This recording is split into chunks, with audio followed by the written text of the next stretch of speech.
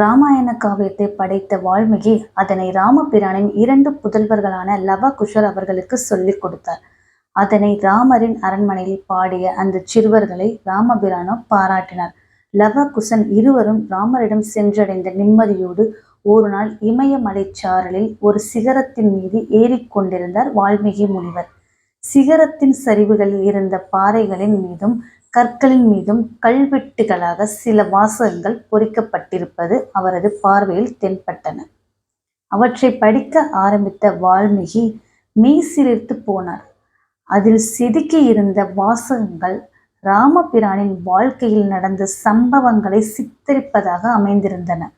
அதிலிருந்து ஒவ்வொரு வரிகளும் தான் எழுதிய ராமாயண காவியத்தின் வரிகளை விட கவிதை நயமும் கருத்து நயமும் மிக்கவையாக இருப்பது உணர்ந்து பிரமித்தார் வால்மீகி. போது அவருக்கு ஒரு சந்தேகம் உருவானது. இந்த பாறையில் ராமபிரானின் கதையை யார் செதுக்கியிருப்பார்கள் என்று எண்ணினார்.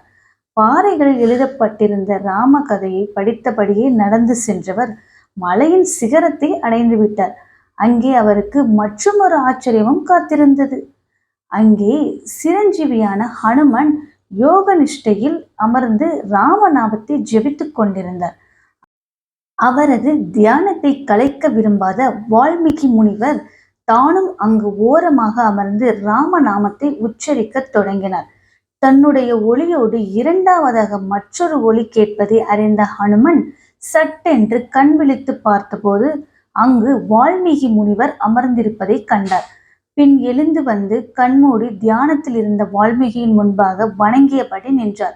திடீரென்று கண் விழித்த வால்மீகி தன் முன் ஹனுமன் நிற்பதை கண்டார். அவர் மனதில் ஓடிய எண்ணத்தை ஹனுமனிடமே கேட்டார். ஹனுமன், நான் மலையேறி வரும் பாதையில் பாறைகளின் ராமரின் வரலாறு செதுக்கப்பட்டிருந்தது. அதனை யார் செதுக்கியது என்று கேட்டார்.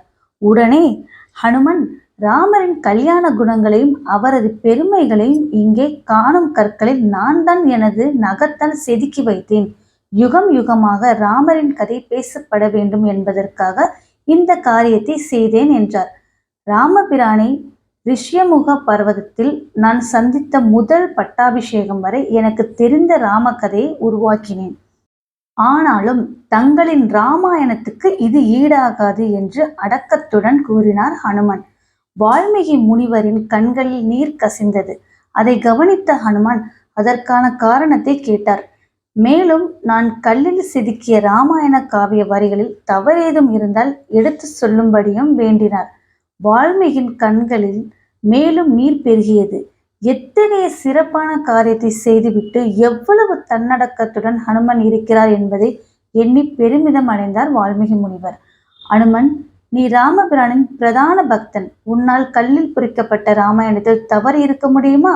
நீ எழுதிய காவிய வரிகளில் காணும் பக்தி பரவசம் என்னை நெகிழ வைத்து விட்டது. அதனால் ஏற்பட்ட ஆனந்த கண்ணீர் இது. நான் எழுதிய ராமாயணம் இதற்கு ஈடு இணையாகாது. உன்னுடைய ராமாயணத்தை உலோகர் படிக்கும்படி என் ராமாயணம் காலப்போக்கில் மறைந்து விடும் என்றார். வால்மீகியின் வார்த்தையை கேட்ட ஹனுமனின் கண்களில் தாரை தாரையாக கண்ணீர் சுரந்தது. பாறைகளில் நான் செதுக்கியிருந்த ராமாயண காவிய வரிகளை எல்லாமே தனது வாளால் துப்புரவாக அழித்து விட்டார். பதறிப்போனார் வால்மீகி முனிவர். ஹனுமன், எதற்காக இப்படி செய்தாய் என்று கேட்டார். வால்மீகி முனிவரை வணங்கிய ஹனுமன், தாங்கள் எழுதிய ராம காவியமே மிக சிறப்பானது, காலத்தால் அழியாதது கூட.